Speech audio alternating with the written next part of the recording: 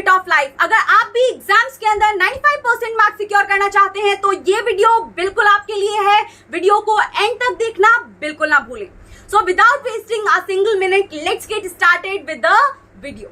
तो सबसे पहला प्रश्न आता है कि भाई सेल क्या होता है, राइट? सो सेल को समझने के लिए हम लोग ये एग्जाम्पल को डिस्कस कर लेते हैं कि भाई जिस तरीके से एक बिल्डिंग को बनाने के लिए या फिर घर को बनाने के लिए हमें बहुत सारी ईंटें चाहिए होती हैं, वैसे ही एक कंप्लीट ऑर्गेनिज्म यानी कि कंप्लीट गुंजन मैम को बनाने के लिए हमको क्या चाहिए? We need sales.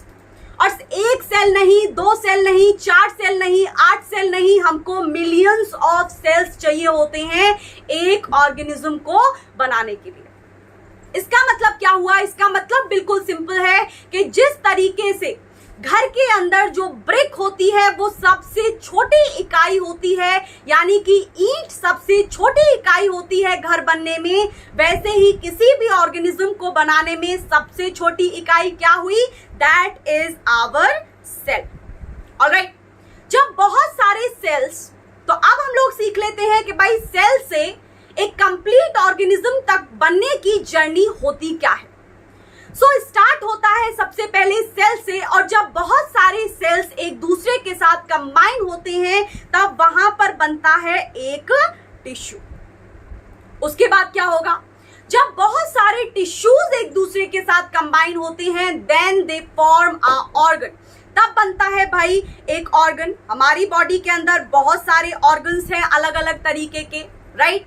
एंड जब बहुत सारे ऑर्गन्स एक दूसरे के साथ कंबाइन होते हैं, उसके बाद बनता है हमारा एक organ system. And then comes the final step. जब ये बहुत सारे ऑर्गन सिस्टम, फॉर एग्जाम्पल हमारा एक्सक्रीटरी सिस्टम जिसके अंदर किडनी आती है, हमारा डाइजेस्टिव सिस्टम जिसके अंदर स्टमक आता है, हमारा रेस्पिरेटरी सिस्टम जिसके अंदर लंग्स आते हैं, हमारा नर्वस सिस्टम जिसके अंदर ये ब्रेन आता है, जब ये बहुत सारे सिस्टम्स बॉडी के अंदर एक दूसरे के साथ इंटरकनेक्ट होते हैं, देन वहां पर बनता है एक कंप्लीट ऑर्गेनिज्म। सो अब आपको एक चीज तो यहां पर समझ में आ गई होगी कि भाई एक कंप्लीट ऑर्गेनिज्म को बनने के लिए या बनाने के लिए हमें क्या क्या चाहिए? हमको सेल्स चाहिए। वो सेल्स का इंटरकनेक्शन होगा, उसके बाद बनेगा एक टिश्यू। उसके बाद जब वो टिश्यूज एक दूसरे के साथ कंबाइन होंगे, उसके बाद बनेगा ऑर्गन। ऑर्गन के बाद बनता है हमारा organ system. And then ultimately जब बहुत सारे ऑर्गन सिस्टम एक दूसरे के साथ कंबाइन होते हैं, देन वहां पर बनता है एक कंप्लीट ऑर्गेनिज्म। अब आप लोगों के दिमाग में आ रही होगी कि भाई ईंट तो देखी है कि किसी के उठा करके आप लोग, लड़ाई होती है तो उठा करके लोग उसको मारने के लिए भी इस्तेमाल कर लेते हैं, लेकिन हमारी बॉडी के अंदर ये जो सेल है इसका क्या सिग्निफिकेंस है, राइट? ये सेल दिखता कैसा है, सेल करता क्या है? तो अब हम लोग पढ़ लेते हैं सेल के बारे में, because this chapter is all about cell, that means the fundamental unit of life. Alright, so अब आप लोगों से अगर कोई पूछे कि भाई बता दो सेल क्या है, तो आप क्या बोलोगे? Cell is the structural and functional unit of life. इसका मतलब क्या हुआ कि जिस तरीके से घर को ईंटों के बिना नहीं बनाया जा सकता है, वैसे ही किसी भी लिविंग ऑर्गेनिज्म को सेल के बिना नहीं बनाया जा सकता है। इतनी बात क्लियर हो गई? अब यहां पर इस डेफिनेशन के अंदर दो चीजें आपको दिखाई दे रही हैं। Just give me a moment. Alright, अब बढ़ते हैं हम लोग आगे। तो इस डेफिनेशन के अंदर आप लोगों को दो भारी से शब्द दिखाई दे रहे हैं, और दो भारी से शब्द कौन कौन से हैं? पहला शब्द है हमारा स्ट्रक्चरल और दूसरा शब्द है हमारा फंक्शनल। क्या है ये स्ट्रक्चरल और क्या है ये फंक्शनल यूनिट? तो स्ट्रक्चर के अंदर आती हैं हमारी दो चीजें। क्या क्या चीजें होती हैं जो स्ट्रक्चर के अंदर आती हैं? Let me tell you. Alright, so जब हम लोग बोलते हैं कि cell is the structural and functional unit of life, तो स्ट्रक्चरल के अंदर आती हैं, यानी कि सेल का स्ट्रक्चर कैसा है, सेल दिखाई कैसा पड़ता है। अब यहाँ पर जब हम लोग स्ट्रक्चर की बात करते हैं तो दो चीजें आती हैं। पहली जो चीज होती है दैट इज शेप, और दूसरी जो चीज होती है दैट इज साइज। शेप का मतलब क्या हुआ कि भाई जो सेल है क्या वो अंडे जैसा दिखाई पड़ता है, यानी कि ओवल। क्या जो सेल है वो मम्मी की रोटी की तरफ और पापा के गोल गोल पैसों की तरह दिखाई देता है, यानी कि बिल्कुल राउंडेड या स्फेरिकल। या फिर जो सेल होता है वो ऐसे इस तरीके से स्पाइरल फॉर्म में होता है। तो अलग अलग जो सेल्स होते हैं हमारी बॉडी के अंदर, उनकी अलग अलग शेप होती है।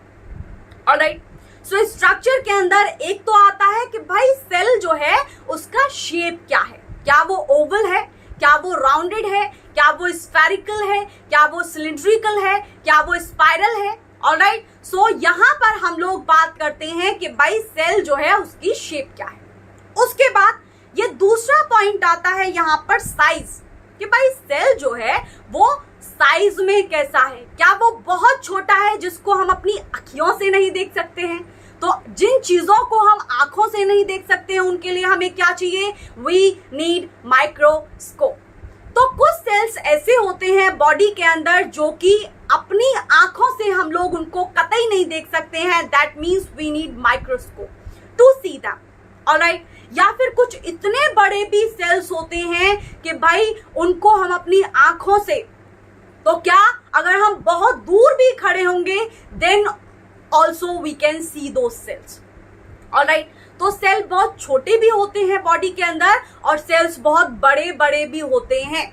ऑलराइट, सो यहाँ पर स्ट्रक्चरल का मतलब समझ में आ गया कि इसका मतलब है दो चीजें, कि भाई सेल मोटा है, पतला है, कैसी शेप का है, और उसका साइज क्या है। दैट मीन्स क्या उसका साइज छोटा सा है, क्या वो लंबा है, क्या वो छोटा है। ऑलराइट, सो स्ट्रक्चर के अंदर आती है ये चीज। और यहाँ पर एक दूसरा टर्म आता है डेफिनेशन के अंदर, that is the functional unit. Functional का मतलब क्या है, functional is related to function, और फंक्शन का मतलब क्या होता है, काम।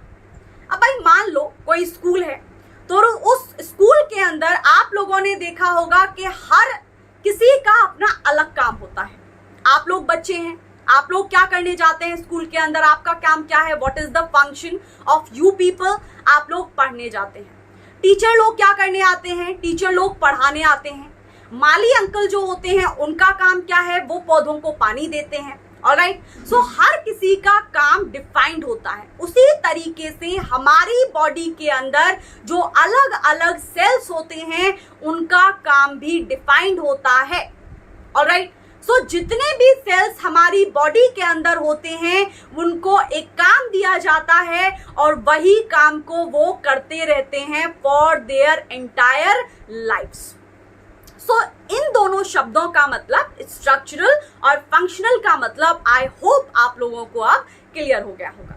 अब आगे चलें नाउ। तो ये आपको समझ में आ गया होगा कि भाई सेल जो है, सेल क्या है, it is the structural and functional unit of life. इसका मतलब घर को जैसे हम ईंटों के बिना नहीं बना सकते हैं, वैसे ही एक ऑर्गेनिज्म को सेल्स के बिना हम नहीं बना सकते हैं। ऑलराइट, अब नाउ दूसरा पॉइंट आता है कि भाई क्या हर ऑर्गेनिज्म सेल से बना हुआ है। एग्जैक्टली, हर एक ऑर्गेनिज्म सेल से बना हुआ है। सो दूसरा पॉइंट वही लिखा हुआ है, ऑल लिविंग ऑर्गेनिज्म, यानी कि मैं, आप लोग, आप जितने भी मुझे देख रहे हो, आपके जो पड़ोसी होते हैं, अड़ोसी होते हैं, they all are made up of cells. Alright, अब यहाँ पर इससे पहले हम आगे की तरफ बढ़े, मुझे आपको बताना है कि भाई कैसे पता चला और वो कौन इंसान था जिसने सबसे पहले सेल को डिस्कवर किया। सो आगे बढ़ने से पहले let's talk about the discoveries related to cell. So सबसे पहली जो डिस्कवरी थी और सबसे पहले सेल को फाइंड आउट किया था रॉबर्ट हुक नाम के एक साइंटिस्ट थे। तो हुआ क्या था कि रॉबर्ट हुक ने अपना एक माइक्रोस्कोप बनाया था।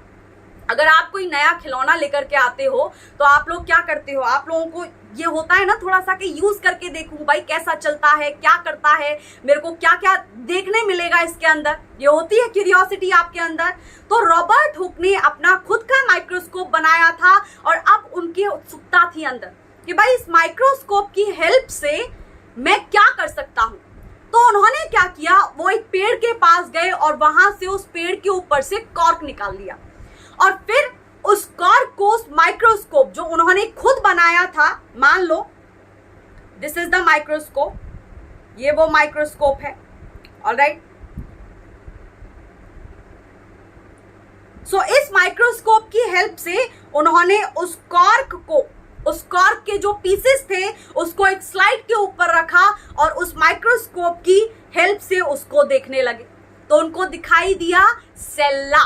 सेल्ला का मतलब था उनको छोटे छोटे रूम जैसे स्ट्रक्चर्स दिखाई दिए, जैसे हनी बी यानी कि जो मधुमक्खी होती है उसके छत्ते के अंदर जैसे छोटे छोटे रूम होते हैं, छोटे छोटे कंपार्टमेंट्स होते हैं, वैसे ही उनको उस माइक्रोस्कोप के नीचे कॉर्क सेल्स के अंदर दिखाई पड़ा। तो उन्होंने वहां पर एक शब्द बोला सेल्ला, और सेल्ला का मतलब होता है रूम, ऑलराइट। सेल्ला का मतलब होता है रूम। इसका मतलब क्या हुआ, इसका मतलब सिंपल सा ये हुआ कि भाई रॉबर्ट हुक नाम के साइंटिस्ट ने कॉर्क सेल की हेल्प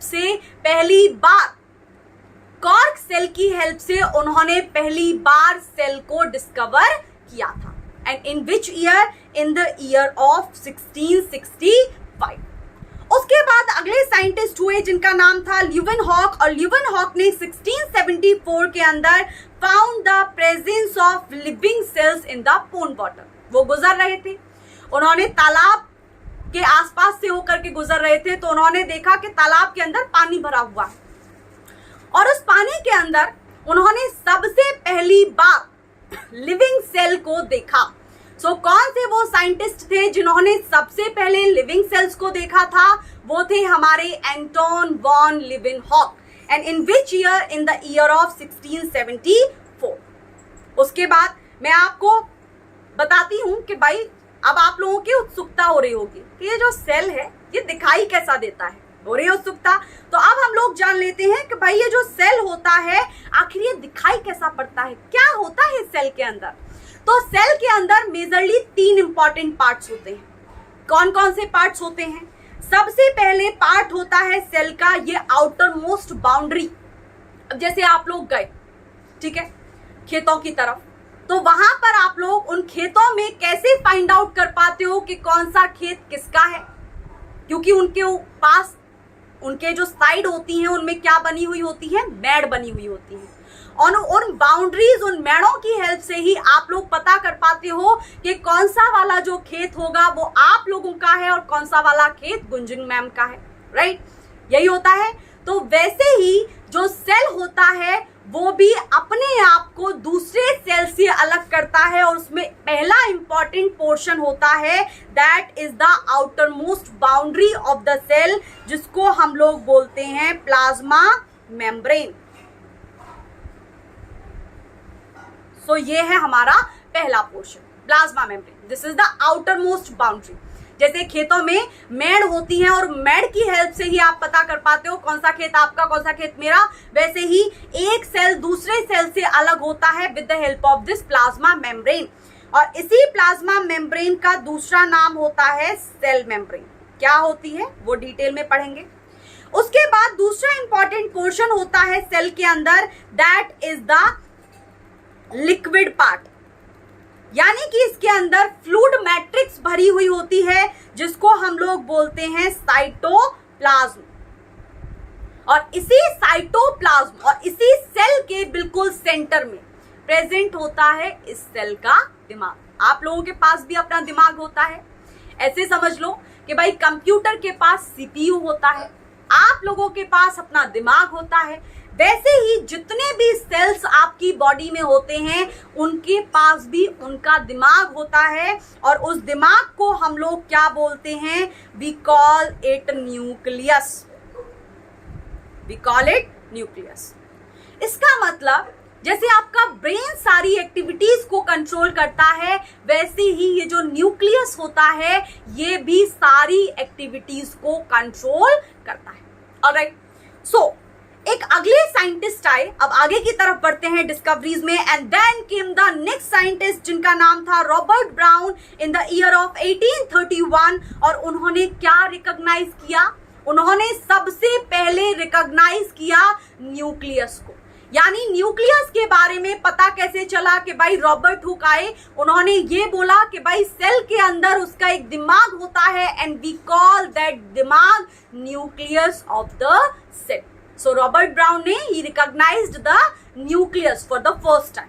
ऑलराइट, उसके बाद पुरकिंजे नाम के साइंटिस्ट थे, 1839 में उन्होंने सेल के प्रोटोप्लाज्म को आइडेंटिफाई किया। अब ये प्रोटोप्लाज्म क्या होता है? मैंने आप लोगों को बताया सेल के अंदर 3 इंपॉर्टेंट पार्ट होते हैं, plasma membrane, second one is cytoplasm, third one is nucleus. तो ये जो बीच का पार्ट होता है साइटोप्लाज्म, जो कि सेल के अंदर भरा हुआ होता है, लिक्विड पार्ट जो होता है, इसी को हम लोग क्या बोलते हैं? इसी को प्रोटोप्लाज्म बोलते हैं, इसी को साइटोप्लाज्म बोलते हैं। तो पुरकिंजे नाम के साइंटिस्ट ने 1839 में पहली बार ये बोला कि भाई सेल के पास सिर्फ दिमाग ही नहीं है, सेल के पास लिक्विड मटेरियल भी होता है जो उसके अंदर भरा हुआ होता है, and we call it protoplasm. Alright, उसके बाद आगे एक और साइंटिस्ट आए जिनका नाम था Schleiden and Schwann. This is important, exam के अंदर बहुत ज्यादा पूछा जाता है। स्क्लैडन एंड स्वान नाम के साइंटिस्ट थे 1838 एंड 1839 में, और उन्होंने पहली बार सेल थ्योरी दी, सेल की थ्योरी उन्होंने दी। उन्होंने बोला कि जितने भी ऑर्गेनिजम्स होते हैं they are made up of cells. जैसा कि मैंने आपको स्टार्टिंग में बताया था कि भाई एक घर को बनाने के लिए हमको ईंटें चाहिए होती हैं, वैसे ही ऑर्गेनिज्म को बनाने के लिए क्या चाहिए? We need billions, millions, billions of cells, right? So ये जो हमारे साइंटिस्ट थे दो, स्क्लैडन एंड स्वान, इन्होंने बोला कि जितने भी लिविंग ऑर्गेनिज्म इस पूरे ब्रह्मांड में हैं वो किससे मिलकर के बने हुए हैं? They are made up of cells. लेकिन इन्होंने ये नहीं बताया, इनका लिमिटेशन, इनका ड्रॉबैक, इनकी कमी ये रह गई कि ये नहीं बता पाए कि भाई ये जो सेल्स हैं जिनसे इस पूरे ब्रह्मांड के लिविंग ऑर्गेनिजम्स बने हुए हैं, ये आखिर आते कहां से हैं? Where these cells are coming from? तो थोड़े टाइम बाद एक और साइंटिस्ट आए जिनका नाम था विर्चो, रुडोल्फ विर्चो नाम के साइंटिस्ट ने 1855 में ये बोला कि जितने भी सेल्स जिनसे ये लिविंग ऑर्गेनिजम्स मिलकर के बने हुए हैं, ये प्री एग्जिस्टिंग सेल से आते हैं। अब जैसे आप लोग देखते हो कि आपके अंदर जो सेल्स हैं वो कहां से आए हैं? कुछ सेल्स आपकी, कुछ जीन्स आपकी मम्मी से आए हैं, कुछ जीन्स आपके फादर से आए हैं। दैट मीन्स वो प्री एग्जिस्टिंग, प्री का मतलब होता है पहले से ही, यानी कि इस दुनिया में जो पहले से सेल्स हैं उन्हीं सेल्स से ये नए सेल्स बनते हैं। जैसे एक जो बच्चा होता है वो कैसे बनता है? With the help of the cells जो उसको अपने फादर से मिलते हैं और जो उसके अपनी मदर से मिलते हैं। ऑलराइट, सो विर्चो ने वो जो ड्रॉबैक, वो जो कमी थी, जो स्क्लैडन और स्वान ने छोड़ दी थी कि भाई ये सेल्स आते कहां से हैं, वो पूरी कर दी। और एक कंप्लीट सेल थ्योरी जो आज तक चल रही है वो ये है कि भाई ये जो जितने भी सेल्स से लिविंग ऑर्गेनिजम्स मिलकर के बनते हैं, they are coming from pre existing cells, यानी कि वो सेल्स जो ब्रह्मांड में, जो दुनिया में ऑलरेडी प्रेजेंट हैं, उन्हीं से नए सेल्स बनते हैं। सो this is about the discoveries related to cell. अब now हम लोग आगे बढ़ते हैं। On the basis of these cells, इन सेल्स के बेसिस पर ये जो हमारे ऑर्गेनिजम्स होते हैं इस पूरी दुनिया के अंदर, ये दो तरीके के होते हैं। पहले तरीके के ऑर्गेनिजम्स वो होते हैं जो कि केवल सिर्फ एक सेल से मिलकर के बने हुए होते हैं, यानी कि they are made up of just one cell. यानी कि यूनी का मतलब होता है सिंगल, दैट मीन्स वन, और सेलुलर का मतलब होता है सेल, यानी कि वो ऑर्गेनिज्म जो कि केवल सिर्फ एक सेल से मिलकर के बने हुए होते हैं, उनको हम लोग बोलते हैं unicellular organisms. Alright, for example क्या क्या है इसके अंदर? ये सिंगल सेल्ड ऑर्गेनिज्म जिसका नाम है अमीबा, और अमीबा की कोई शेप भी नहीं होती है, राइट? जहां पे इसे खाना दिखाई पड़ता है ये अपनी शेप बदल लेता है उसी के अकॉर्डिंग, और अपनी जो स्यूडोपोडिया होती है उसको वहीं पर बना लेता है। इसका मतलब it doesn't have a specific shape. Good. एक दूसरे तरीके के ऑर्गेनिजम्स भी होते हैं जिनको हम लोग बोलते हैं मल्टी सेलुलर ऑर्गेनिज्म। मल्टी, जब आप लोग शॉपिंग के लिए जाते हो और मम्मी को अगर मल्टी कलर यानी कि मल्टी कलर साड़ी लेनी है, तो रंग बिरंगी साड़ी लेनी है, तो आप क्या बोलते हो? मल्टी कलर साड़ी दिखा दो। मल्टी का मतलब क्या होता है? वहां पर मैनी यानी कि बहुत सारे, कलर का मतलब रंग, बहुत सारे रंगों वाली साड़ी दिखा दो, यही बोलते हो मल्टी कलर साड़ी दिखा दो। वैसे ही इस ब्रह्मांड के अंदर एक दूसरे तरीके के ऑर्गेनिजम्स भी हैं जिनको हम लोग बोलते हैं multi cellular organisms. Multi cellular का सिंपल मतलब ये होता है कि भाई वो ऑर्गेनिजम्स जो कि मल्टी का मतलब होता है मैनी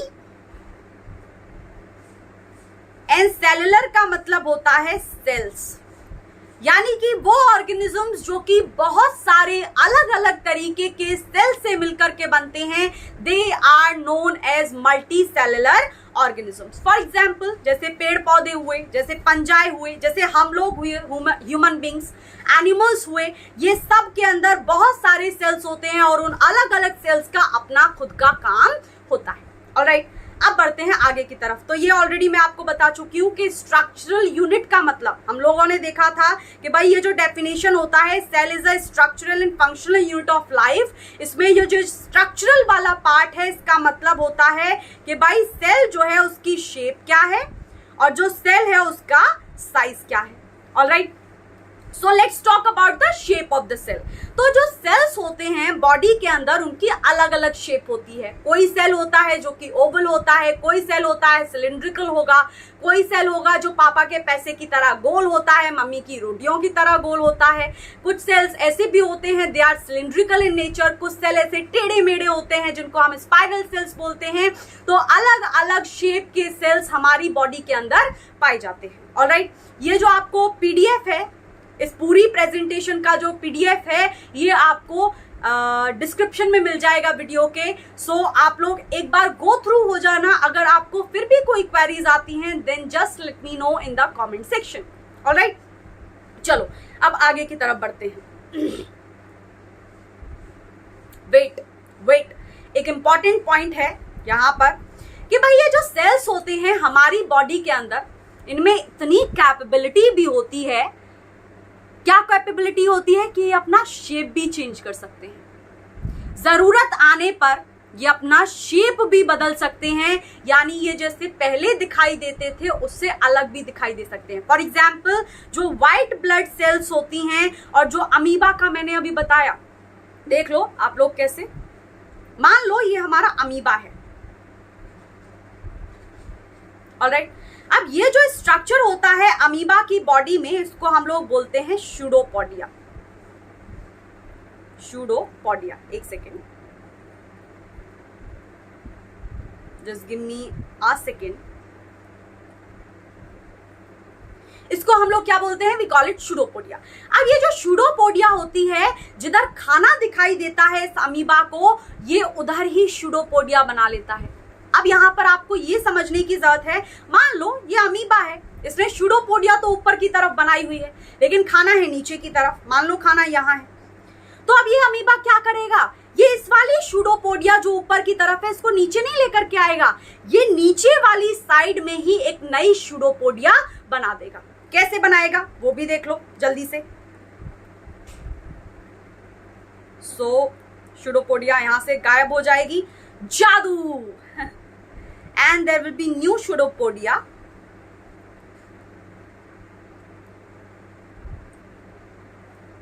like that। एक नई सूडोपोडिया बना लेगा। और ये जो सूडोपोडिया होता है, ये बिल्कुल लिप्स की तरह होता है। लाइक खाना एक बार अंदर गया तो ये अमीबा उस खाने को फिर अपनी बॉडी के अंदर एंटर करा लेता है। ऑलराइट, सो इसका मतलब ये हुआ कि इस अमीबा की कोई स्पेसिफिक शेप नहीं है। जैसी शेप ये चाहे, जिधर इसको खाना दिखाई देगा, ये अपनी शेप उसके मुताबिक बदल लेता है। ऑलराइट, अब आगे की तरफ बढ़ते हैं। Without any further delay, shape size के बारे में I had already told you कि हमारी बॉडी के अंदर जो सेल्स होते हैं, they are microscopic as well as ये बहुत बड़े भी होते हैं, जिनको हम अपनी आंखों से भी देख सकते हैं। तो सेल जो होती है वो छोटू सा सेल भी हो सकता है और सेल बहुत बड़ा भी हो सकता है, डिपेंड कि भाई कौन सा सेल है। ऑलराइट, आगे की तरफ चलते हैं, organisation of cell, and this is again important, ये फिर से इंपॉर्टेंट है। मैंने आपको अभी बताया था कि भाई जो सेल होता है वो दिखाई कैसा देता है। सेल के अंदर 3 इंपॉर्टेंट पार्ट्स होते हैं। सबसे पहले सेल का बाहर वाला पोर्शन, यानी कि एक तरीके से मान लो, मैं आपको अभी समझा रही थी कि जब आप खेतों की तरफ जाते हैं तो कैसे पता लगाते हैं कौन सा खेत किसका है, with the help of made, right. तो वैसे ही हमारी बॉडी में जब मिलियंस ऑफ सेल्स हैं तो एक सेल दूसरे सेल से कैसे अलग होता है। मान लो ये एक सेल है, ये दूसरा सेल है, ये तीसरा सेल है ना। अब ये सेल एक इस वाले सेल नंबर 1 सेल नंबर 2 से कैसे अलग है, with the help of this plasma membrane. Otherwise इनके अंदर जो ये साइटोप्लाज्म भरा हुआ होता है, अगर ये बाउंड्री नहीं होती तो ये क्या हो जाता, साइटोप्लाज्म एक दूसरे के साथ मिक्स हो जाता और फिर पता ही नहीं चलता कि कौन सा वाला सेल कौन सा है और कौन से वाला सेल कौन सा है, किसका क्या काम है। ऑलराइट, सो इसीलिए पहला जो इंपॉर्टेंट पार्ट होता है किसी भी सेल का, वो होती है इसकी आउटर मोस्ट बाउंड्री, जिसको हम लोग बोलते हैं प्लाज्मा मेम्ब्रेन। दूसरा इंपॉर्टेंट पोर्शन होता है दैट इज साइटोप्लाज्म। ये जो लिक्विड कंटेंट भरा हुआ होता है, जिसके अंदर बहुत सारे सेल ऑर्गेनेल्स पड़े हुए होते हैं, जिनके बारे में हम लोग अभी बात करेंगे। जैसे माइटोकॉन्ड्रिया हुआ, अगर सेल को एनर्जी की जरूरत है वो किसको बोलेगा, माइटोकॉन्ड्रिया को बोलेगा, राइट। अगर सेल को हमारे प्रोटीन्स की जरूरत है तो प्रोटीन फैक्ट्री कौन होता है, कौन सा ऑर्गेनेल होता है, राइबोसोम होता है। सेल राइबोसोम को बोलेगा कि भाई प्रोटीन बना करके दे दे। तो इस तरीके से ये जो साइटोप्लाज्म होता है, इसके अंदर बहुत सारे सेल ऑर्गेनेल्स पड़े हुए होते हैं, जिनका अलग अलग काम होता है सेल के अंदर। उसके बाद तीसरा इंपॉर्टेंट पोर्शन होता है दैट इज न्यूक्लियस। और न्यूक्लियस जो होता है किसी भी सेल का दिमाग होता है। जस्ट लाइक कंप्यूटर के अंदर हमारा सीपीयू होता है, जस्ट लाइक ह्यूमंस के अंदर हमारा ब्रेन होता है, वैसे ही जो सेल होता है उसके अंदर क्या होता है, उसके अंदर होता है हमारा nucleus, that is known as the brain of the cell. Clear? आगे की तरफ बढ़ते हैं। Now let's talk about plasma membrane. तो प्लाज्मा मेम्ब्रेन के बारे में आपको एक चीज समझने की जरूरत है कि ये जो प्लाज्मा मेम्ब्रेन होती है, बाहर वाली लेयर जो होती है सेल की, it is selectively permeable. Selectively permeable का मतलब क्या होता है कि भाई एरे गहरे नत्थु खेरे को ये अपने अंदर, सेल अपने अंदर एंटर नहीं होने देता है। ये सिर्फ उन चीजों को एंटर होने देता है अपने अंदर जो कि सेलेक्टिव होती हैं। यानी कि कुछ ही चीजें होती हैं जिनको ये प्लाज्मा मेम्ब्रेन सेल के अंदर और सेल से बाहर जाने देती है। सो इट मींस सेल जो होता है उसकी जो प्लाज्मा मेम्ब्रेन होती है वो कुछ ही चीजों के लिए परमिएबल होती है। सेलेक्टिवली का मतलब होता है सेलेक्टिव, यानी कि कुछ ही मॉलिक्यूल्स होते हैं जो सेल की प्लाज्मा मेम्ब्रेन को क्रॉस करके सेल के अंदर जा सकते हैं और सेल की प्लाज्मा मेम्ब्रेन को क्रॉस करके सेल से बाहर आ सकते हैं। फॉर एग्जाम्पल, आप लोगों को थोड़ा सा डिटेल में मैं बताना चाहूंगी। फॉर एग्जाम्पल, मान लो वापस से कि ये कोई सेल है, ये उस सेल की क्या है, this is the plasma membrane.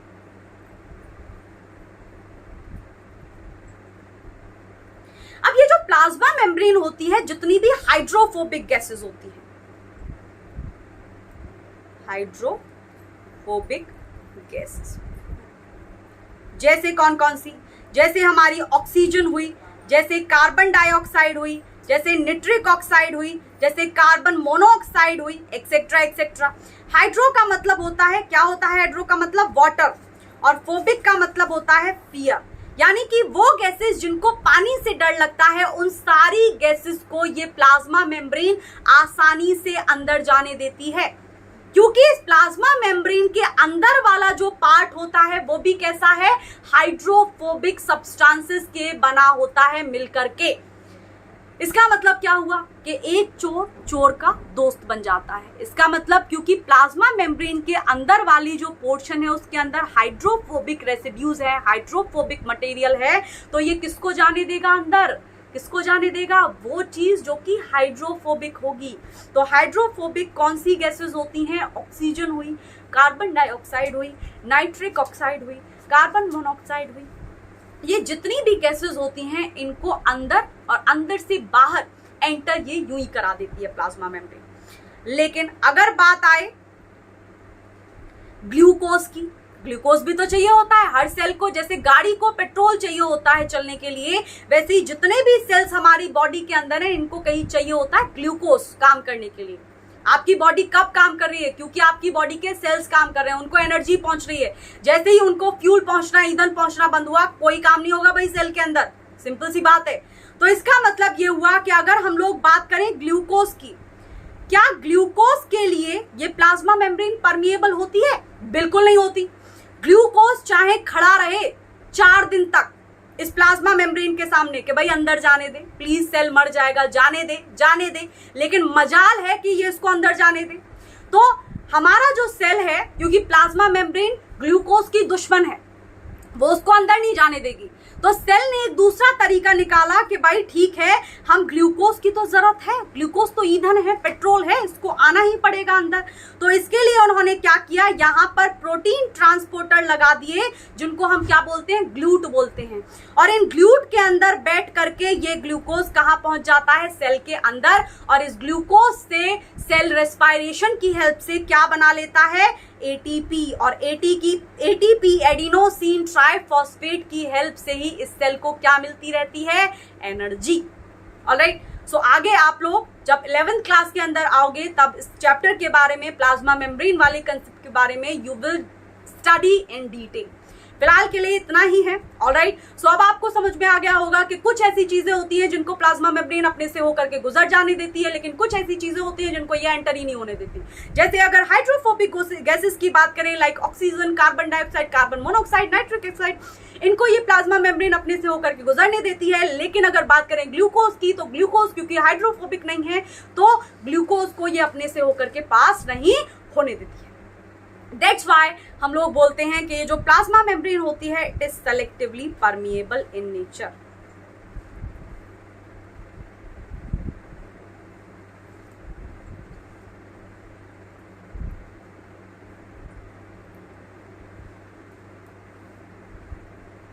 It is selectively permeable in nature. Okay, अब हम लोग आगे की तरफ बढ़ते हैं। एक भी सेकंड वेस्ट नहीं करना है भाई। फ्लूइड मोज़ेक मॉडल, ये मैंने यहाँ पे स्लाइड बना दिया है, लेकिन ऑलराइट, मैं आपको बता ही देती हूँ कि एक फ्लूइड मोज़ेक मॉडल था एंड ये अब तक का सबसे फेमस मॉडल है प्लाज्मा मेम्ब्रेन का।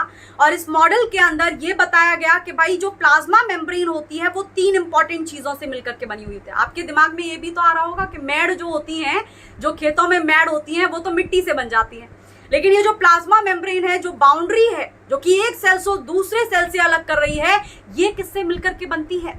ये 3 इंपॉर्टेंट कंपोनेंट से मिलकर के बनती है। फर्स्ट वन इज लिपिड के molecule, second one is protein and the third one is carbohydrates.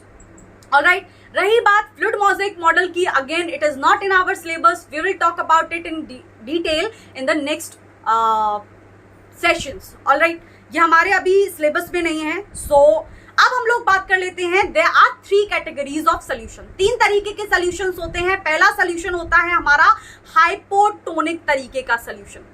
ठीक है, अब क्या किया, हाइपोटोनिक सोल्यूशन, हाइपो का मतलब क्या होता है, कम। हाइपो का मतलब क्या होता है, एक चीज पहले ही सीख लो, हाइपो का मतलब होता है लेस। हाइपर का मतलब क्या होता है, कोई हाइपर हो गया, मतलब हाइपर मतलब ज्यादा। हाइपर का मतलब क्या हो गया, मोर। और एक और शब्द होता है आइसो। आइसो का मतलब क्या होता है, सेम। तो ये 3 शब्द हैं जिनके मतलब आप लोगों को पता होना चाहिए इससे पहले कि हम लोग टाइप्स ऑफ सोल्यूशन की बात करें। तो 3 तरीके के सोल्यूशन होते हैं, पहला हाइपोटोनिक, दूसरा होता है हमारा हाइपरटोनिक और तीसरा होता है आइसोटोनिक। हाइपो का मतलब होता है लेस, आइसो का मतलब होता है सेम एंड हाइपर का मतलब होता है हाइपर हो रहा है, ज्यादा, मोर। ऑलराइट, अब यहाँ पर हमको ये सीखने की जरूरत है कि मान लो एक बीकर हमने लिया, उस बीकर के अंदर हम लोगों ने भरा हुआ था कैसा सोल्यूशन, हाइपोटोनिक सोल्यूशन।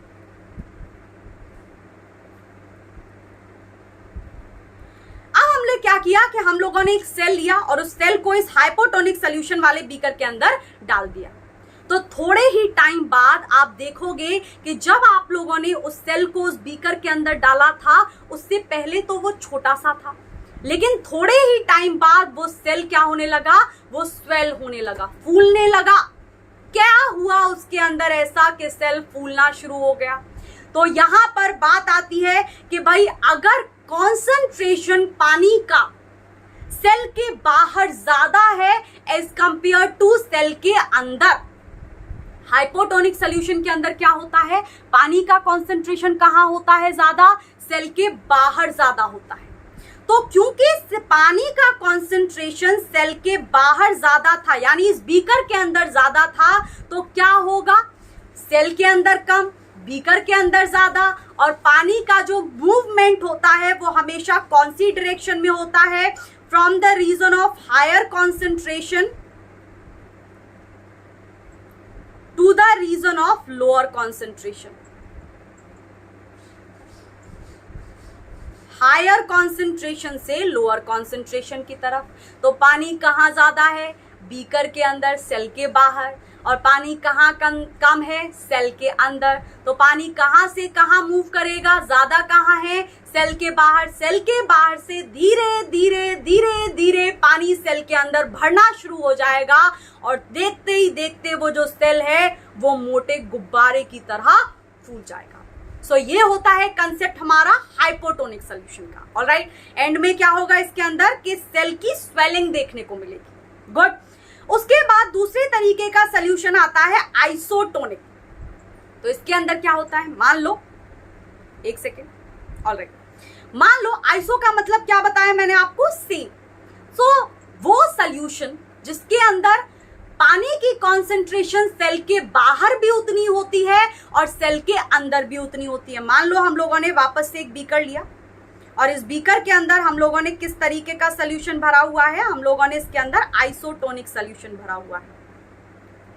ऑलराइट, अब होगा क्या कि मान लो हम लोगों ने एक सेल को इसके अंदर डाला, और क्योंकि आइसोटोनिक सोल्यूशन के अंदर जितना पानी इस सेल के अंदर है उतना ही पानी सेल के बाहर भी है। Water outside, water outside equal to water inside. जितना बाहर है उतना ही अंदर है, तो पानी कहीं भी मूव नहीं करेगा। इस वजह से ये जो सेल होगा इसका शेप ना तो सिकुड़ेगा ना ये बड़ा होगा, ज्यों का त्यों रहेगा। Alright, so size of the cell does not vary in isotonic solution. क्यों? क्योंकि कोई भी पानी का मूवमेंट इस तरीके के सोल्यूशन में देखने को नहीं मिलता है। Let's talk about the third category of solution, that is hypertonic. Hyper का मतलब होता है ज्यादा। तो वो सोल्यूशन जिनके अंदर पानी की कॉन्सेंट्रेशन सेल के अंदर ज्यादा होती है एज कंपेयर टू बाहर। तो यहां पर पानी का मूवमेंट क्या होगा, मान लो ये बीकर है, इस बीकर के अंदर हमने क्या भरा, हम लोगों ने भरा हाइपरटोनिक सोल्यूशन।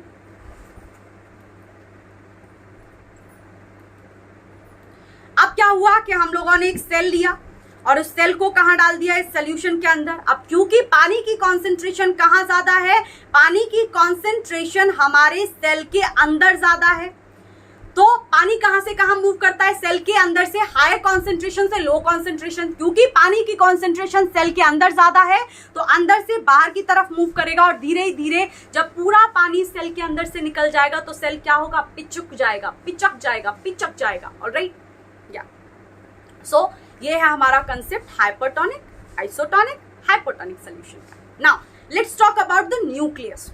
बापों के बाप न्यूक्लियस के बारे में बात कर लेते हैं, सेल का दिमाग।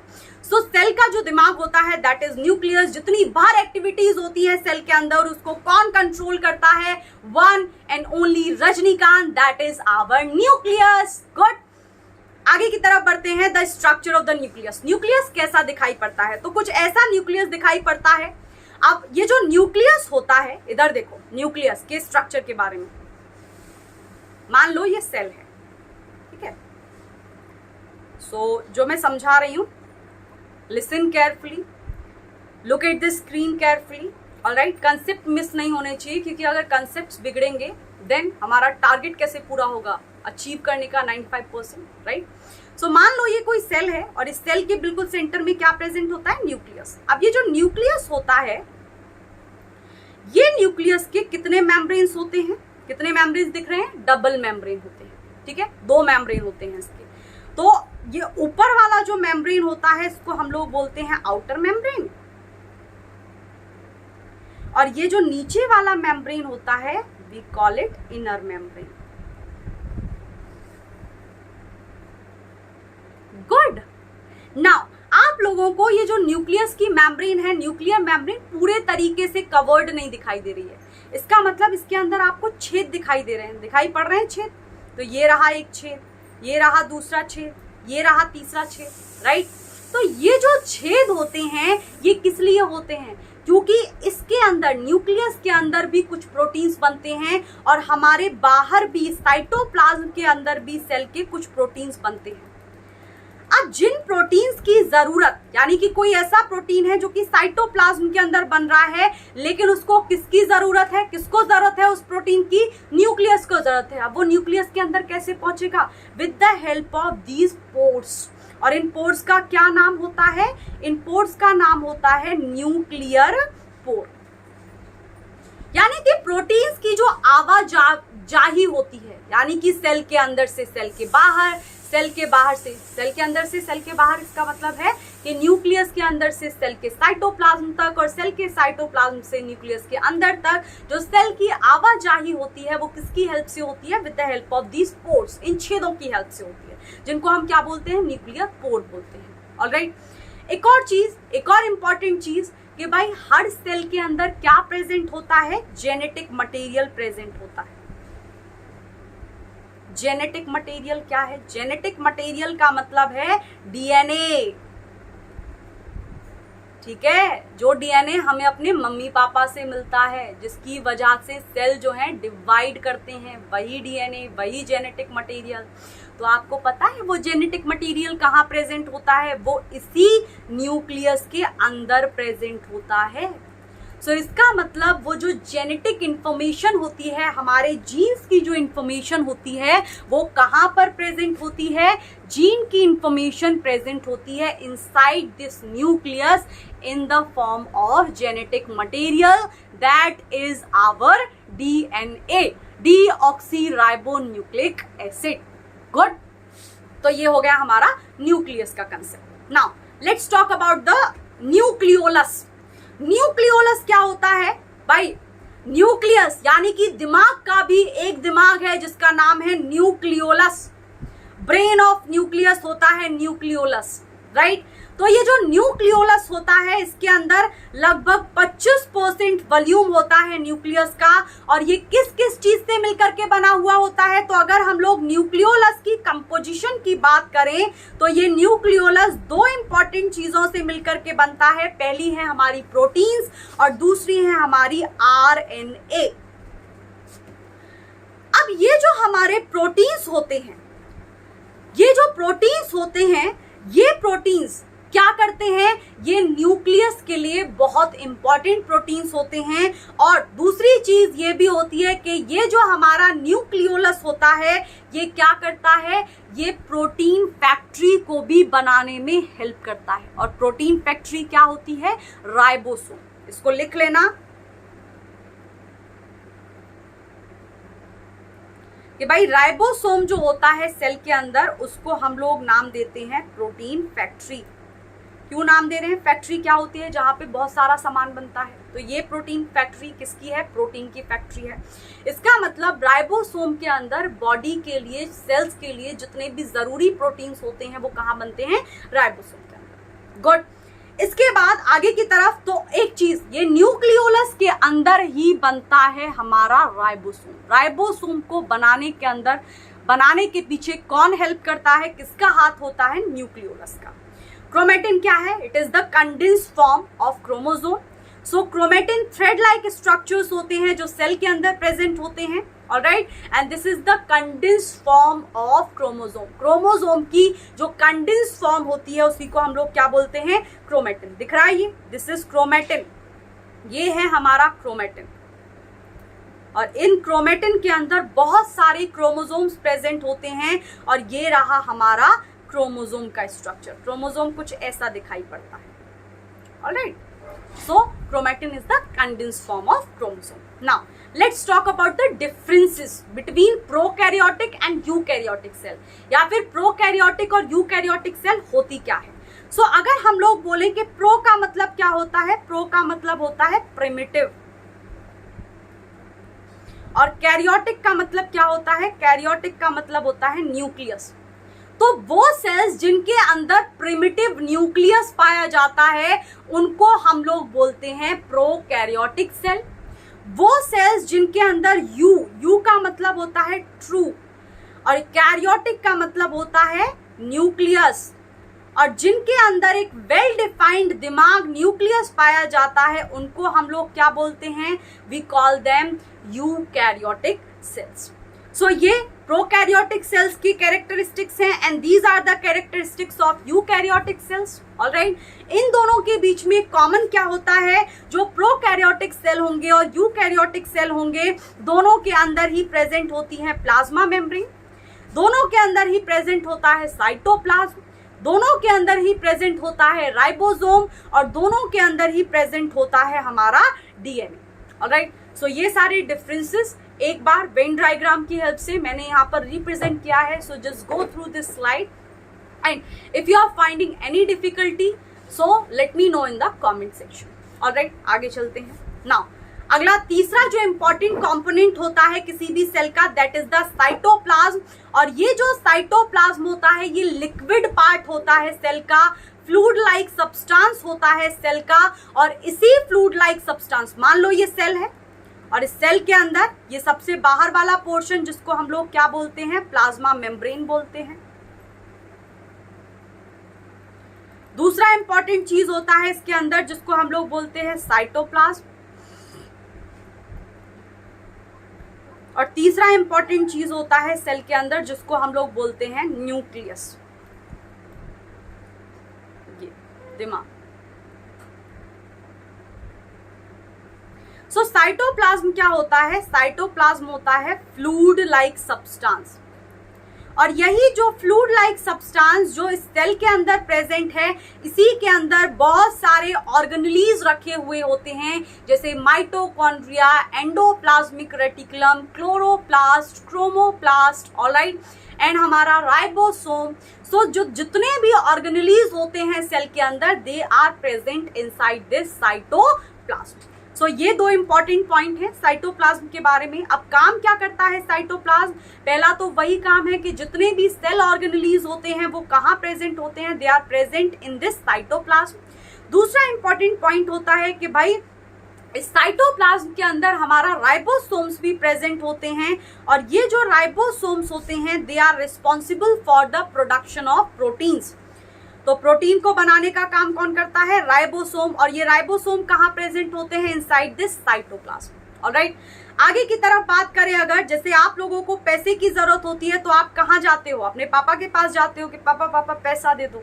वैसे ही अगर किसी सेल को एनर्जी की जरूरत होती है तो वो सेल किससे बात करता है? वो कहता है माइटोकॉन्ड्रिया को, क्योंकि माइटोकॉन्ड्रिया कहाँ प्रेजेंट होता है? इसी साइटोप्लाज्म के अंदर। तो ये माइटोकॉन्ड्रिया एटीपी की फॉर्म में क्या देता है? सेल को एनर्जी देता है। जैसे पापा आपको पैसे देते हैं, रुपए देते हैं, ताकि आप उन रुपयों की हेल्प से एनर्जी, यानी कि आप उन रुपयों की हेल्प से उनको यूटिलाइज करके you can do your stuff. Same thing. अगला जो काम होता है, जितने भी सेलुलर वेस्ट होते हैं उनको भी डिसॉल्व करता है ये साइटोप्लाज्म, क्योंकि इसके अंदर डाइजेस्टिव एंजाइम्स प्रेजेंट होते हैं। ऑलराइट, नाउ सेल ऑर्गेनेलीज, अगला टॉपिक है हमारा सेल ऑर्गेनेलीज। तो क्या होते हैं cell organelles? Cell organelles cell के इंपॉर्टेंट पार्ट्स, ऑर्गेनेलीज सेल के इंपॉर्टेंट ऑर्गन्स। कौन कौन से इंपॉर्टेंट ऑर्गन्स हैं? So in case of eukaryotic organisms, दो तरीके के ऑर्गेनिजम्स होते हैं। पहले हमारे प्रोकैरियोटिक ऑर्गेनिजम्स जिनके अंदर प्रोकैरियोटिक सेल्स होते हैं, और दूसरे होते हैं हमारे यूकैरियोटिक ऑर्गेनिजम्स जिनके अंदर यूकैरियोटिक सेल्स होते हैं। तो वो सेल्स जो कि यूकैरियोटिक हैं उनके अंदर, उनके जो सेल्स होते हैं उनके अंदर ऑर्गेनेलीज प्रेजेंट होते हैं जिनका अपना खुद का मेम्ब्रेन होता है। प्लाज्मा मेम्ब्रेन से अलग एक और मेम्ब्रेन होता है जो उन ऑर्गेनेलीज के ऊपर होता है, जैसे माइटोकॉन्ड्रिया उसके ऊपर अपना अलग मेम्ब्रेन है, राइबोसोम उसके ऊपर अपना अलग मेम्ब्रेन है, राइट। सो ये ऑर्गेनेलीज कहलाते हैं and there are many organelles जो कि सेल के अंदर प्रेजेंट होते हैं। ना पहला ऑर्गेनेली है हमारा एंडोप्लाज्मिक रेटिकुलम। ये जो एंडोप्लाज्मिक रेटिकुलम होता है, ये एंडोप्लाज्मिक रेटिकुलम का स्ट्रक्चर बिल्कुल मिलता जुलता है किससे? प्लाज्मा मेम्ब्रेन से। यानी कि प्लाज्मा मेम्ब्रेन और एंडोप्लाज्मिक रेटिकुलम बिल्कुल भाई भाई लगते हैं एकदम। क्योंकि इनका स्ट्रक्चर एक दूसरे से बिल्कुल मिलता जुलता है। अब ये होता क्या है एंडोप्लाज्मिक रेटिकुलम? ये नेटवर्क लाइक स्ट्रक्चर होता है जिसके अंदर बहुत सारे मेम्ब्रेनियस ट्यूब्स और शीट्स प्रेजेंट होते हैं। काम क्या करता है? Let's talk about the function. उससे पहले ये पता कर लेते हैं कि भाई एंडोप्लाज्मिक रेटिकुलम दो तरीके का होता है। पहला रफ एंडोप्लाज्मिक रेटिकुलम जिसको हम लोग बोलते हैं RER, और दूसरा होता है स्मूथ एंडोप्लाज्मिक रेटिकुलम जिसको हम लोग बोलते हैं SER। अब ये RER क्या करता है और SER क्या करता है? तो ये RER यानी कि जो रफ होता है, रफ क्यों कहलाता है? क्योंकि इसके ऊपर क्या प्रेजेंट होते हैं? It contains ribosomes. तो क्योंकि इसके ऊपर राइबोसोम प्रेजेंट होते हैं तो ये थोड़ा सा खुरदुड़ा एक स्ट्रक्चर होता है, थोड़ा सा रिजिड, थोड़ा सा ऐसे स्मूथ स्ट्रक्चर नहीं होता है, क्योंकि उसके ऊपर क्या प्रेजेंट होते हैं? राइबोसोम। अब क्योंकि इसके पास क्या है? राइबोसोम्स हैं, तो राइबोसोम्स का काम क्या होता है? प्रोटीन्स को बनाना। तो रफ एंडोप्लाज्मिक रेटिकुलम का काम भी क्या हो गया? प्रोटीन्स को बनाना। गुड। अब दूसरा है हमारा स्मूथ एंडोप्लाज्मिक रेटिकुलम, और ये जो स्मूथ एंडोप्लाज्मिक रेटिकुलम है इट हैज नो राइबोसोम। इसके पास कोई भी राइबोसोम्स नहीं होते हैं।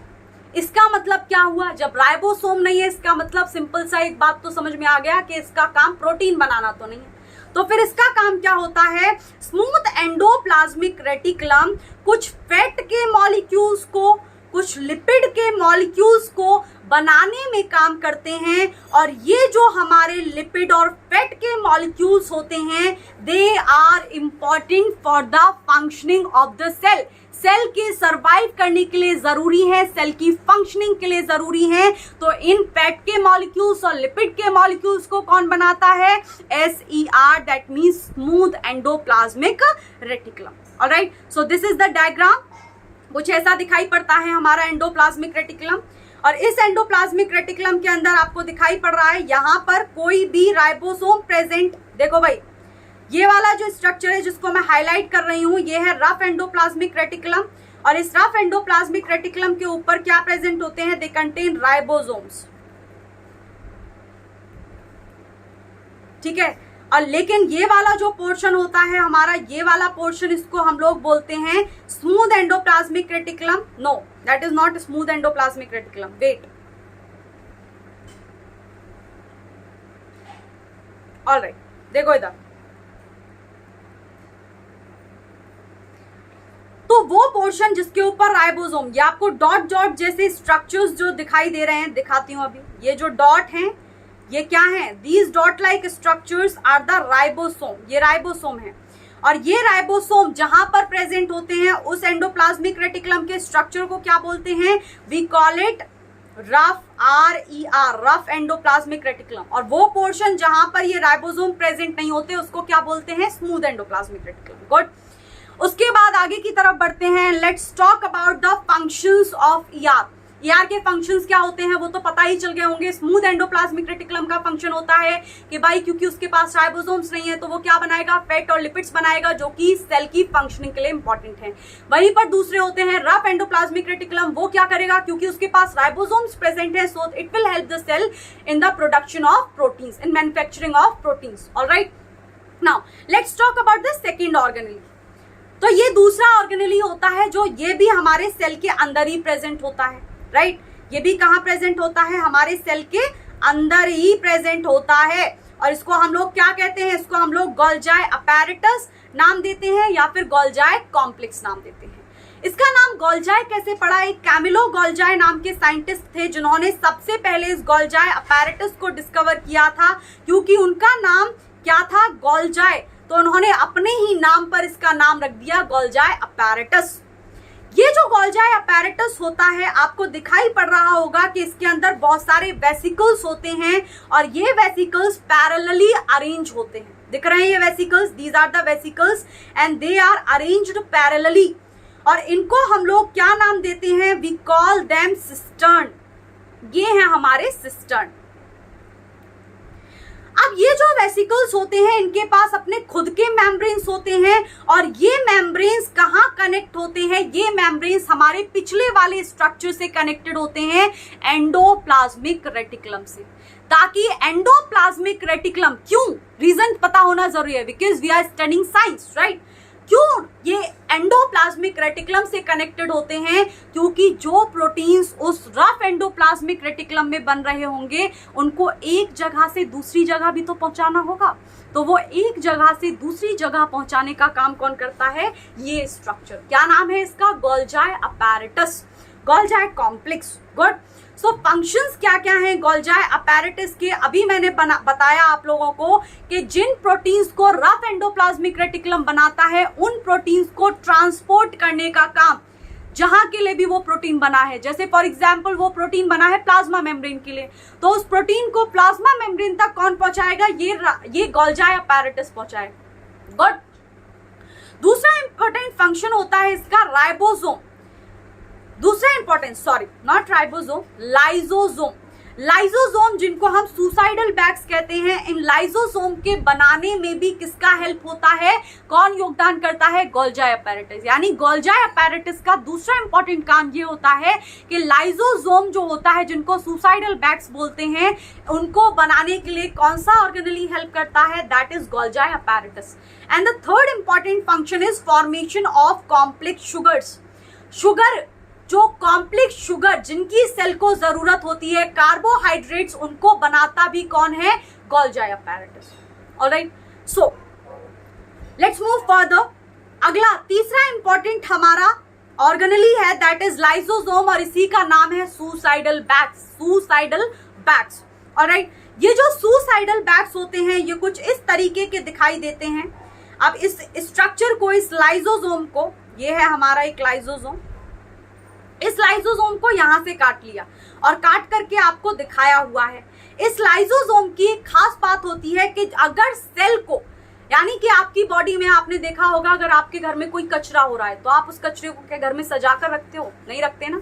वैसे ही हमारी बॉडी के अंदर जो सेल्स होते हैं उनको भी इतनी अकल है कि भाई जो प्रोटीन या फिर जो चीज सेल के काम की नहीं है उसको क्या करो, उसको डस्टबिन में डाल दो। तो एक तरीके से ये जो लाइसोसोम होता है, this is the dustbin for the cell. जिस भी प्रोटीन की, जिस भी चीज की सेल को जरूरत नहीं होती है, सेल क्या करता है? उस प्रोटीन को उठाता है और किसके अंदर फेंक देता है? लाइसोसोम के अंदर फेंक देता है। और लाइसोसोम के अंदर ऐसा क्या होता है कि वो जो प्रोटीन है वो डाइजेस्ट हो जाता है, वो डिग्रेड हो जाता है, पूरे तरीके से तबाह हो जाता है। So let me tell you this concept now.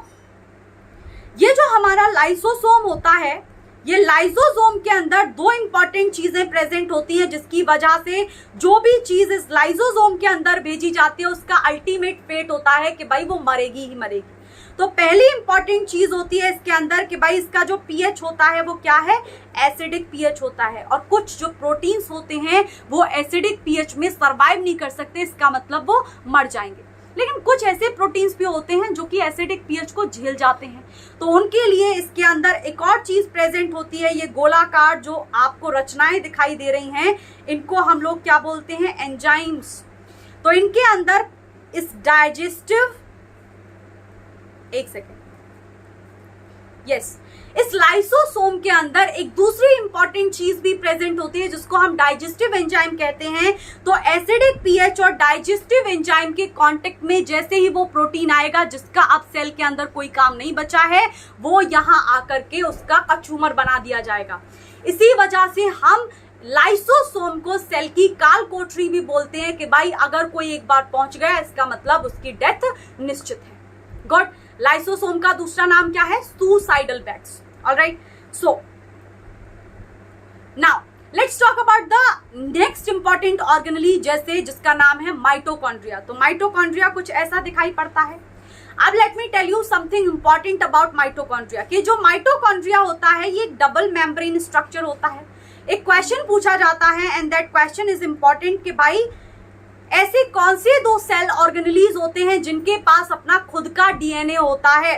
तो ऐसे दो ऑर्गेनलीज जिनके पास अपना खुद का डीएनए होता है उनमें से एक तो है हमारा माइटोकॉन्ड्रिया एंड दूसरा है हमारा क्लोरोप्लास्ट। ये दो ऐसे ऑर्गेनलीज हैं जिनके पास अपना खुद का डीएनए भी होता है apart from the DNA that is present in the nucleus. Alright, अब ये डबल मेम्ब्रेन स्ट्रक्चर होता है, दैट मीन्स इसके पास दो मेम्ब्रेन होती है, एक आउटर मेम्ब्रेन, मान लो ये हमारा माइटोकॉन्ड्रिया है तो इसके पास दो मेम्ब्रेन होती है, एक आउटर मेम्ब्रेन और एक इनर मेम्ब्रेन। गुड, इसके पास अपना खुद का डीएनए भी होता है, इसलिए हम इसको क्या नाम देते हैं, semi autonomous organelle. This is important. Good, अब जब आप लोगों को पैसे की जरूरत होती है तो किसके पास भागते हो, पापा के पास भागते हो ना, कि पापा पैसे दे दो, तो पापा जेब में हाथ डालते हैं और आपको रुपए निकाल करके देते हैं। तो जिस तरीके से आप लोगों को जब पैसे की जरूरत होती है आप अपने पापा की तरफ भागते हो, वैसे ही जब मान लो ये सेल है, इस सेल को जरूरत है एनर्जी की, तो ये किससे बोलेगा, माइटोकॉन्ड्रिया को बोलेगा, क्योंकि mitochondria is also known as the powerhouse of the cell. इसको हम लोग पावर हाउस भी बोलते हैं, कि यानी कि इसका मतलब हो गया कि भाई जितनी भी एनर्जी है सेल के अंदर वो किसके अंदर प्रेजेंट है, माइटोकॉन्ड्रिया के अंदर। तो जैसे ही इस सेल को, मान लो इस सेल को एनर्जी की जरूरत है, तो ये क्या करेगा, ये माइटोकॉन्ड्रिया को सिग्नल देगा, माइटोकॉन्ड्रिया मुझे एनर्जी दे।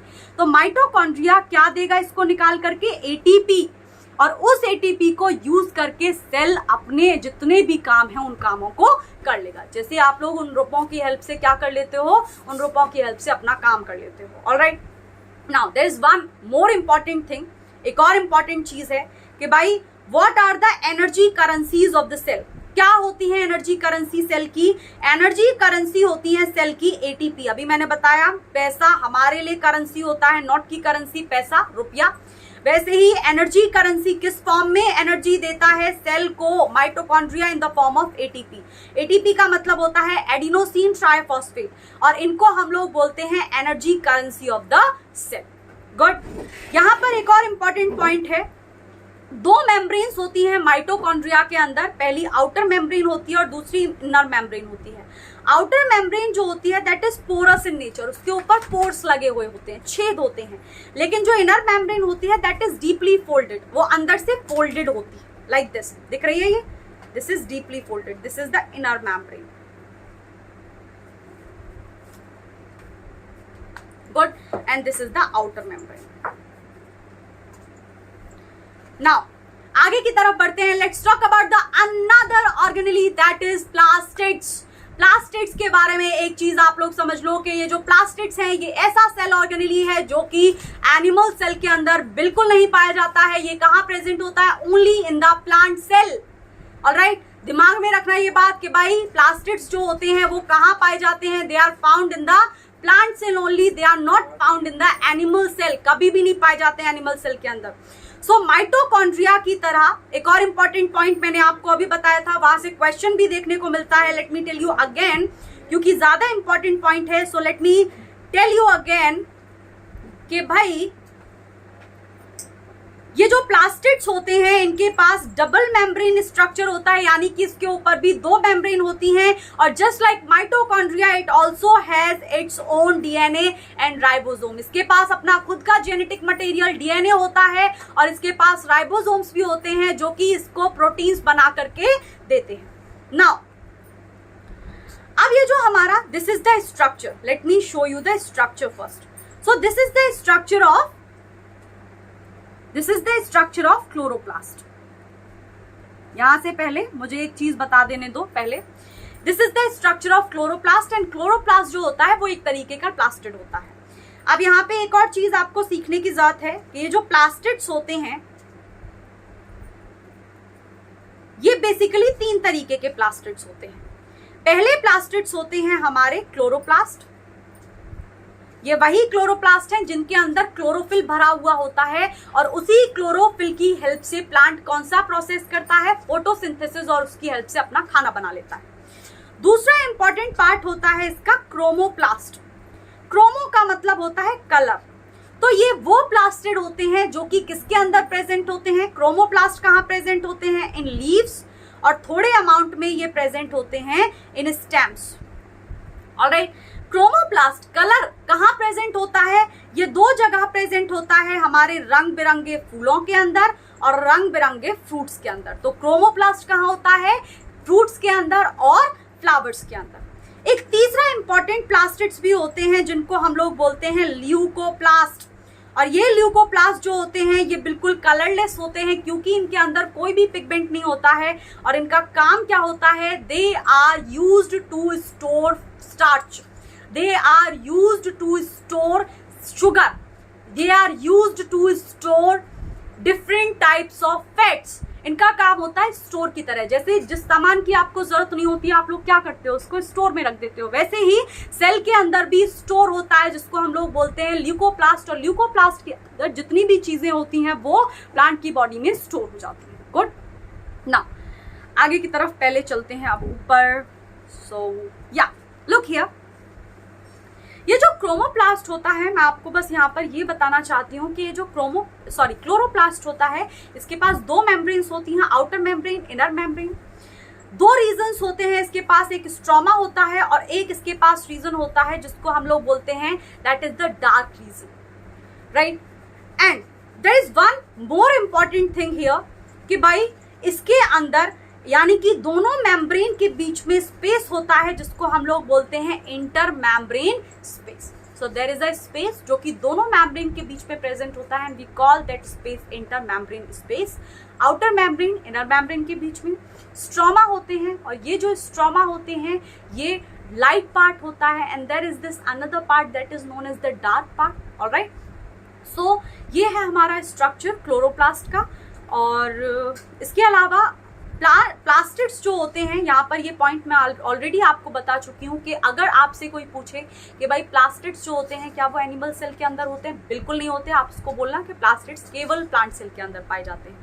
सो ये जो प्लास्टिड्स होते हैं they are three categories, like they are divided into three categories. The first one is chromoplast. इनके पास कैरेटिनॉइड्स होते हैं और उन कैरेटिनॉइड्स की वजह से ही ये रंग बिरंगे दिखाई देते हैं, कुछ रेड कलर के, कुछ ऑरेंज कलर के, कुछ येलो कलर के। ऑलराइट, दूसरा इनका काम क्या होता है वो तो आपको पता ही होगा, लेकिन ये पाए कहाँ जाते हैं, they are found in flowers and in fruits. दूसरे हैं हमारे ल्यूकोप्लास्ट। ल्यूकोप्लास्ट को अभी मैंने बताया they are the storehouse. तो जितने भी चीजें प्लांट की बॉडी के अंदर स्टोर करनी होती हैं वो कहाँ स्टोर होती हैं, they are stored in this leucoplast. इसके एग्जाम्पल्स होते हैं अमाइलोप्लास्ट, इलियोप्लास्ट। ऑलराइट, इनके अंदर अलग अलग चीजें स्टोर होती हैं। Let's talk about chloroplast now. ये हम डिस्कस कर चुके, लेकिन वापस से मैं एक बार ब्रीफ करना चाहूंगी कि ये जो क्लोरोप्लास्ट होता है ये क्लोरोप्लास्ट कहाँ पाया जाता है, ज्यादातर ये पत्तियों के अंदर होता है। तो ये जो पत्तियां होती हैं प्लांट की, ये थोड़े अमाउंट में क्लोरोप्लास्ट जो होता है स्टेम के अंदर भी होता है प्लांट की बॉडी के अंदर, लेकिन ज्यादा अमाउंट में कहाँ पाया जाता है, लीव्स के अंदर पाया जाता है। अब यहाँ पर ये चीज आप लोग समझो कि प्लांट जो होता है उसके अंदर एक तरीके की सेल्स होती हैं जिनको हम नाम देते हैं, we call those cells mesophyll cells. और ये जो मीजोफिल सेल्स होती हैं इनके अंदर क्या भरा हुआ होता है, इनके अंदर भरा हुआ होता है ये क्लोरोप्लास्ट। और इन क्लोरोप्लास्ट के अंदर क्या भरा हुआ होता है, क्लोरोफिल। और इसी chlorophyll green pigment, green colour का पिगमेंट होता है। आपको पता है पत्तियां क्यों ग्रीन दिखाई देती हैं, क्योंकि ये ग्रीन पिगमेंट होता है पत्तियों के अंदर जो प्रेजेंट होता है जिसकी वजह से वो ग्रीन दिखाई देती हैं। सो ये क्लोरोफिल क्या करता है, ये क्लोरोफिल फोटोसिंथेसिस में हेल्प करता है। नाउ मेन फंक्शन से पहले एक इंपॉर्टेंट चीज है कि भाई ये जो क्लोरोप्लास्ट है इसके पास भी अपना खुद का डीएनए होता है। ऑलराइट, और ये जो क्लोरोप्लास्ट होता है इसके पास एक पिगमेंट, यानी क्लोरोप्लास्ट के अंदर पत्ती है, पत्ती के अंदर भरा हुआ होगा, पत्ती के अंदर एक तरीके की मीजोफिल सेल्स होती हैं, उनके अंदर क्लोरोप्लास्ट होता है, उनके अंदर भरा हुआ होता है एक फोटोसिंथेटिक पिगमेंट जिसको हम लोग बोलते हैं क्लोरोप्लास्ट। और क्लोरोप्लास्ट के साथ साथ उसके अंदर lipid, carbohydrate, minerals, DNA, RNA, grana, thylakoids, stroma, ये सारी चीजें भी भरी हुई होती हैं। अब बात कर लेते हैं what is the function of this chloroplast. पहला इंपॉर्टेंट फंक्शन है भाई खाना बनाने में हेल्प करता है प्लांट की, क्योंकि इसके अंदर क्या प्रेजेंट है, क्लोरोफिल प्रेजेंट है। और क्लोरोफिल एक इंपॉर्टेंट रिक्वायरमेंट होती है फोटोसिंथेसिस के लिए। उसके बाद दूसरी इंपॉर्टेंट चीज होती है प्रोटीन के सिंथेसिस में हेल्प करता है, ऑक्सीजन को रिलीज करने में हेल्प कराता है और स्टार्च को स्टोर करने में भी हेल्प करता है। नाउ अगला इंपॉर्टेंट ऑर्गेनेली है हमारा वैक्यूल्स। वैक्यूल्स के बारे में यहीं पर एक चीज आप लोग सीख लें कि भाई प्लांट सेल के अंदर बड़े बड़े वैक्यूल्स प्रेजेंट होते हैं, लेकिन एनिमल सेल के अंदर वैक्यूल्स या तो बहुत छोटे होते हैं या फिर प्रेजेंट ही नहीं होते हैं। वैक्यूल्स जो होते हैं ये क्या करते हैं, वैक्यूल्स प्लांट की बॉडी के अंदर लिक्विड को स्टोर करते हैं, यानी जो लिक्विड फ्लूइड होता है उसको कौन स्टोर करता है, ये वैक्यूल स्टोर करते हैं। Not only the liquid, solids को भी कौन स्टोर करता है, यानी कि एक तरीके से स्टोर हाउस जो होता है, यानी कि जो स्टोर होता है प्लांट की बॉडी के अंदर, सेल के अंदर, वो कौन होता है, दैट इज वैक्यूल। वही लिखा हुआ है अगला पॉइंट जो मैंने आपको अभी बताया था, they are present in both plant and animal cell, दोनों में ही प्रेजेंट होते हैं, लेकिन प्लांट सेल के अंदर ये बड़े होते हैं साइज में, और एनिमल सेल के अंदर या तो ये बहुत छोटे होते हैं और या फिर ये प्रेजेंट ही नहीं। गुड। सो मेनली 3 तरीके के वैक्यूल्स होते हैं। सो this is the structure of vacuole, ये वैक्यूल का स्ट्रक्चर है हमारा।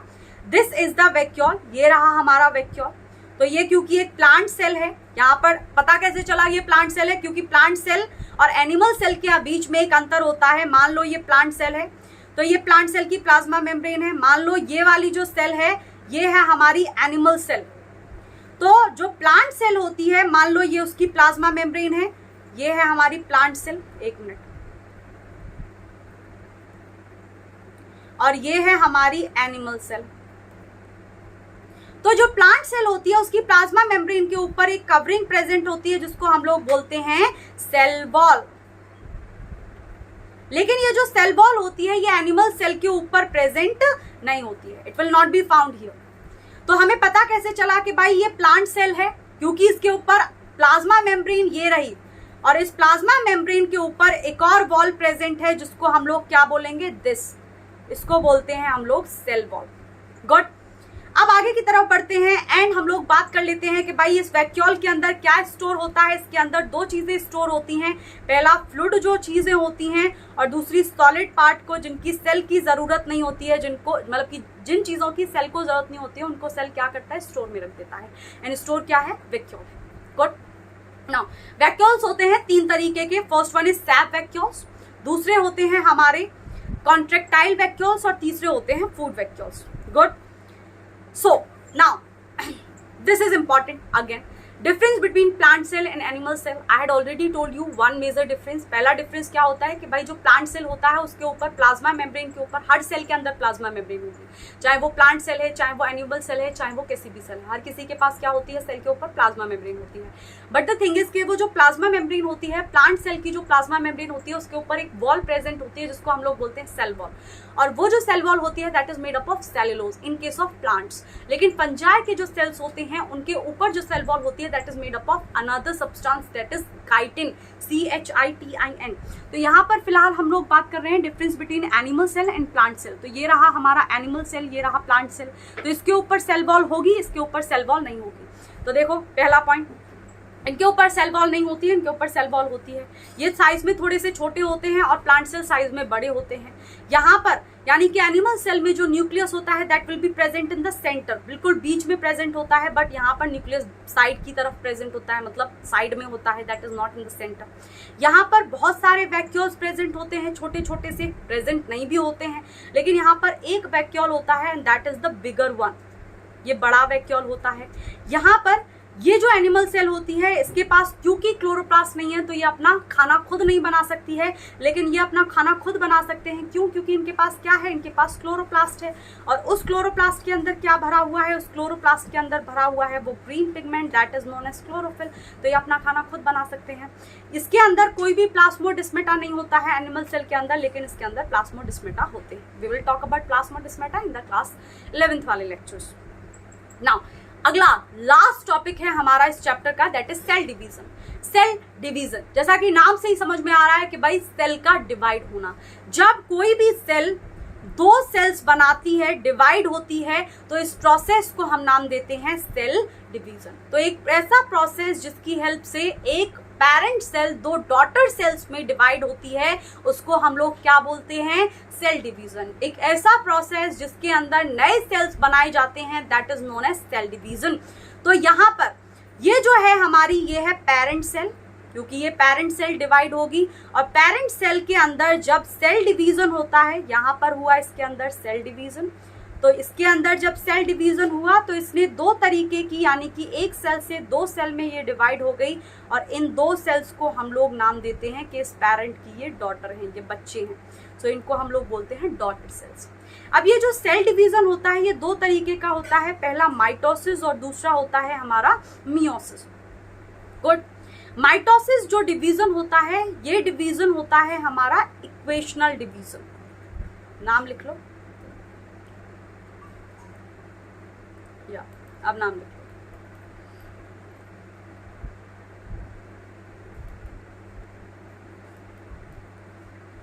और मियोसिस वाले डिवीजन को हम लोग नाम देते हैं रिडक्शनल।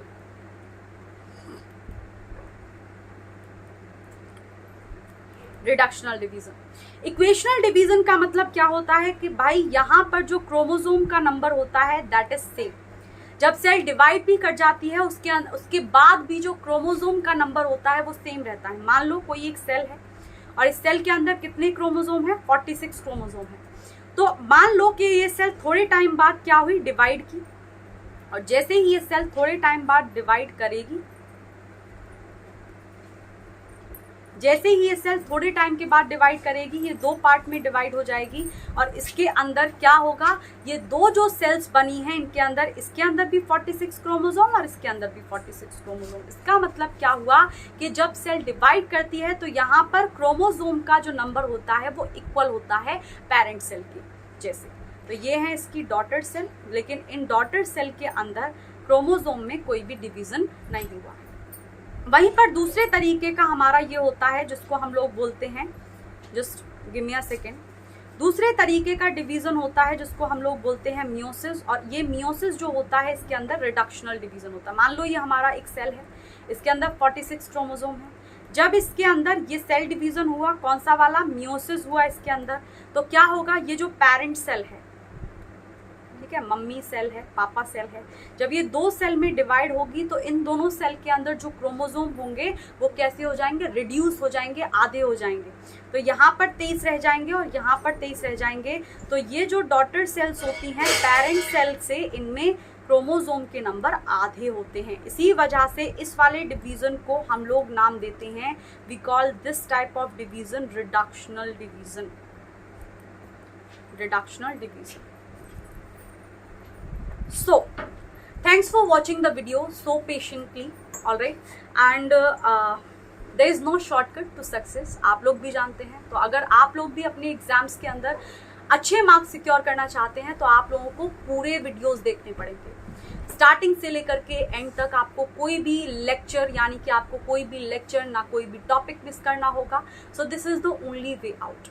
इसके अलावा thanks for watching the video, alright. And अगर आपको कंटेंट पसंद आ रहा है, so what you can do, you can subscribe the channel, you can like the content, you can share the content to your friends as well, because sharing is caring, alright. सो आज के लिए इतना रखते हैं, टाटा, बाय बाय।